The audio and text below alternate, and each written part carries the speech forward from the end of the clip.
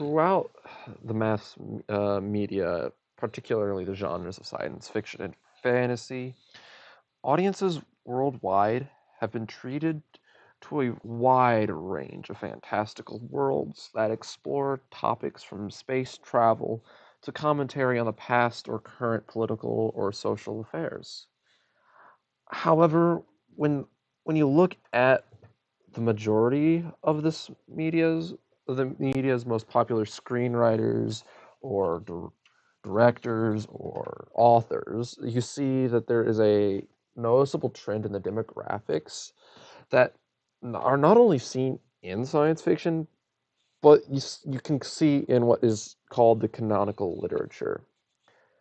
The vast majority of authors in any genre usually display a Euro-American hegemony, which means that they generally tend to be white male authors with a few white female authors sprinkled in. Um, However, recently there has been a growing movement in not only literature but in all forms of media to widen the demographics and now historically marginalized groups in the fields are being introduced in the mainstream. Um, some of these new subgenres of literature or science fiction would include indigenous, Asian, Latinx, and feminist futurisms. However, by far one of the most rapidly developing subgenres of science fiction is the African futurisms or Afrofuturism. By looking at the history of Afrofuturism and describing some of the themes that they discuss, and then applying it into one example of an Afrofuture short story entitled "I Left My Heart in Skaftafell" by Victor LaValle, I hope to provide an introduction for those who might not be fully familiar with Afrofuturism, kind of a glimpse into what it is.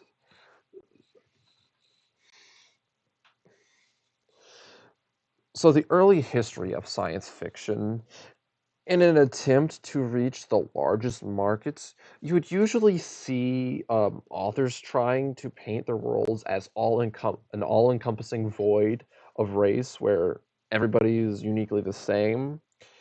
Marx Bold had published a 2007 article that confirmed this observation when he highlighted that the U.S. magazine and paperback tradition postulated and presumed a colorblind future, generally depicting humankind as one race. While while this approach may have been done in good faith to promote equality, in the eyes of many, it really did not pan out in that way. Um, like I said, most of the early science fiction and fantasy authors of note were white. Um, yeah, like J.R.R. Tolkien, for example. Um, it's just it. I mean, like, and then when you're looking in the character designs themselves, like most of the narratives featured a white European American protagonist, while at the exact same time, well, maybe not explicitly mentioning skin features or color or other racial defining features, they would carry massive racial undertones into portraying other races, whether they be humanoid or not, as kind of parallel to what we see in our modern day society. Another factor that could have possibly explained why black literature and to its extent black science fiction or Afrofuturism was neglected in the mainstream could possibly be in referring to the legacy of European colonialism on the African continent. In Hollywood and Africa recycling the dark continent myth from 1908 to 2020. I apologize if I pronounce this wrong. Okaka Opio Dokotum, uh, published in this is a 2020 article. Kind of pointed out that there's kind of argued that colonialism and the mindsets that the colonizers had when regarding natives led to the first instances of exclusion, despite the critique that Joseph Conrad provided on the colonialism as a whole in his most famous work, The Heart of Darkness. With this negative connotation of the colonized towards the colonizers, and the growing resentment and racism that came from the transatlantic slave trading and other racial prob conflicts, it likely led to the greater disassociation of the literary world with African or other racial notes, but in this instance, we're referring to Afrofuturism. Um, However, while many minority authors throughout the world were being neglected in the mainstream, their their voices weren't completely silent, and their works were being dispersed into these communities, which helped set the foundations for the modern Afrofuturistic works to rise. The history of Afrofuturist stories date back decades before the term was coined in 1993 by Mark Derry in his article Black to the Future. It's commonly believed among scholars that the first true example of Afrofuturism was W.E.B. Du Bois' famous short story, The Comet. Since its publication in 1920, there have been thousands of forms of media ranging from the filmmaking to music and to novels that delve into a wide range of Afrofuture topics. Um, One thing that should be noted about the term Afrofuturism is that depending on which source you ask, there will be multiple definitions uh, for the subgenre. When looking into this part, I found an article in 2016 written by Michael Bennett, simply titled Afrofuturism, that included many of these varying definitions for Afrofuturism. I feel like the one that stood out to me the most was quote Afrofuturisms are artistic and critical works that combine science fiction, historical fiction, speculative fiction, fantasy, Afrocentrism, and magic realism with non-Western beliefs. Um, so what we're seeing here is that many of these, for a story to be reflective of an Afrofuture world, you're going to have to take your lens away from looking at how we normally see the science fiction genre, and it's used to address. It's frequently used to address racial um, racial bias or racial what's the word for it? It's used to address racial undertones in society. Uh, it's used to serve as a commentary for what's been done in the past, and it's been used to want to move on to the future. In the attempt to build a better world, which we do, which you do see a lot in what I'm in solar punk genre. Solar punk genre, you see lots of these. You see, it's almost like the meshing of almost all of these new subgenres of futurisms, and I think one of the more predominant ones we do see is Afrofuturism, where they're talking about how they want to improve relations and how everybody's the same person or everybody's a person no matter what.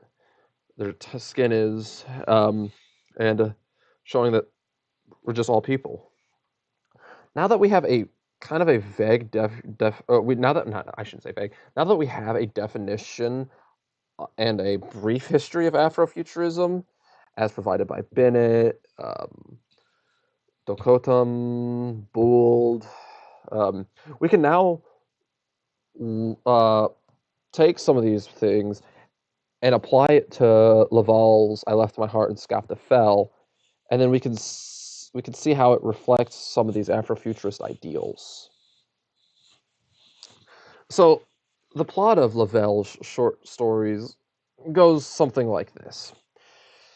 An unnamed African American protagonist is on vacation in Iceland, traveling from New York.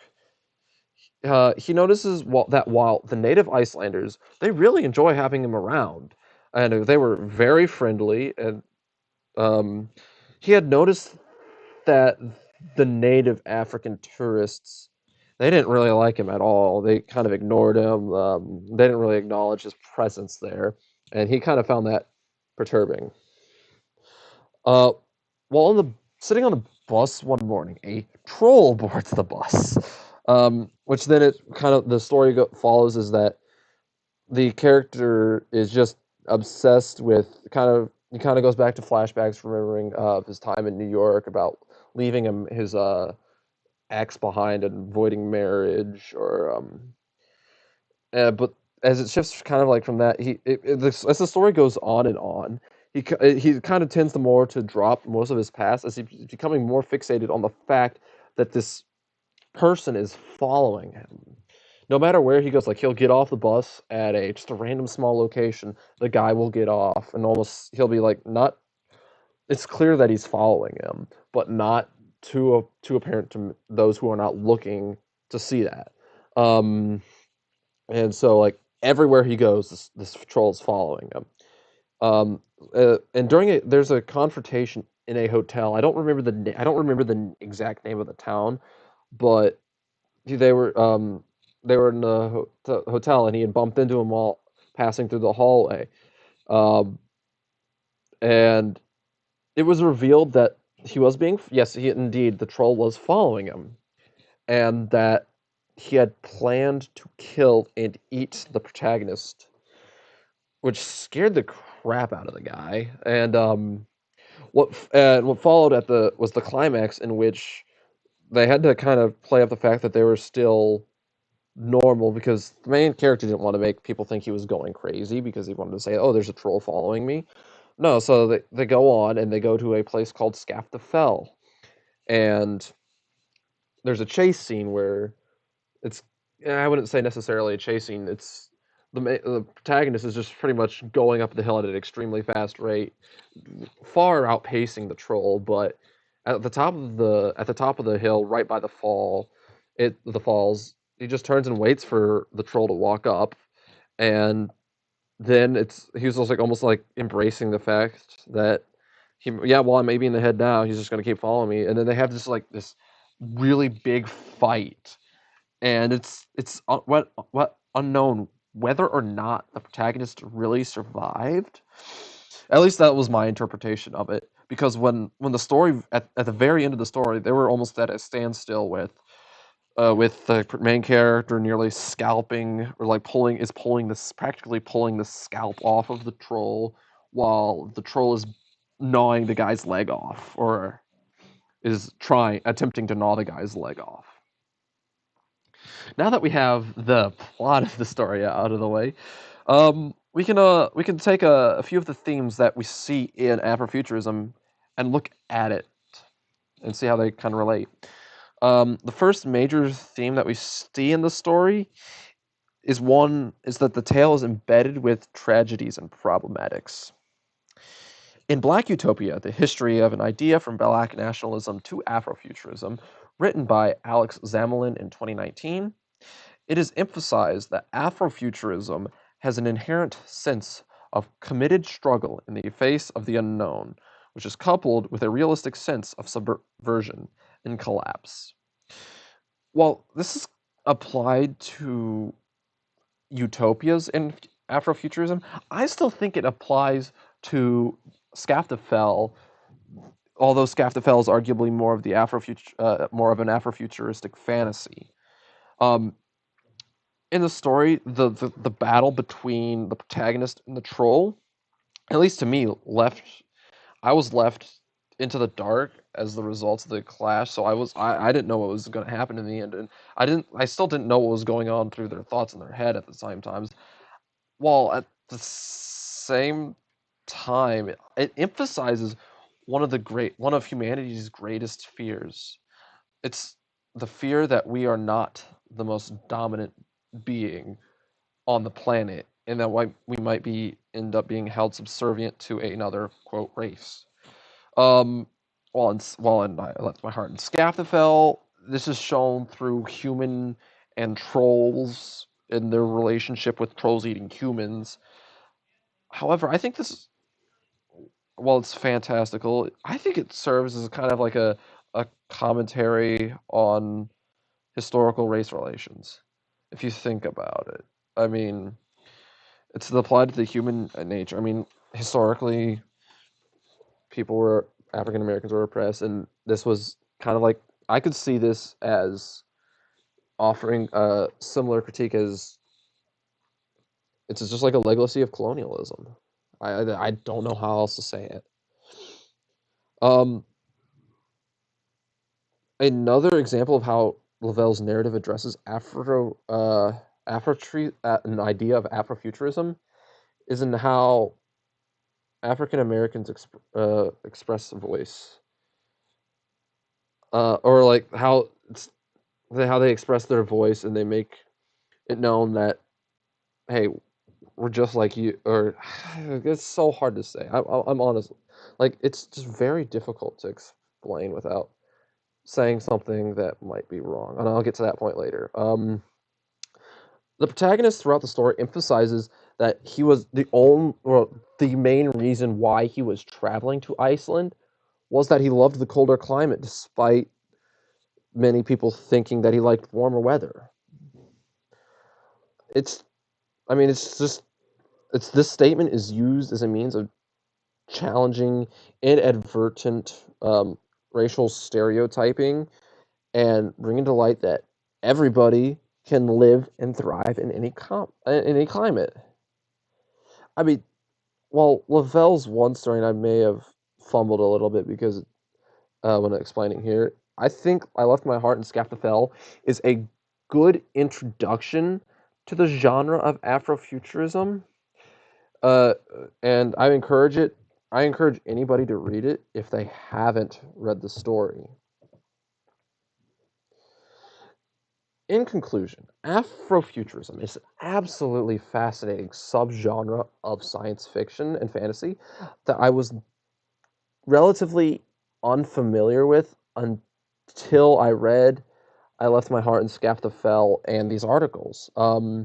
As the works of by LaValle, Zamalin, Dokotom, Bennett, Bold, and several others emphasize, Afrofuturism is not only important in challenging the Euro American hegemony over the representation in science in the literary or film world or mass media, but it could serve as a means for offering a critique of our society as a whole. I mean, but that's we see that a lot. I mean, you could argue that you could see that in any genre. However, I think Afrofuturism does it unique because it's a lot of it is used to address race and the legacies of colonialism. Well, I did with what I could with providing a decent introduction for Afrofuturism for those who are not aware of it. There's only so much I could do without feeling rather uncertain about my own interpretations of this genre because I am a white male, and I, to me it feels wrong that I'm always like there's a part of me that's concerned that when I'm doing this it's that I might misinterpret something.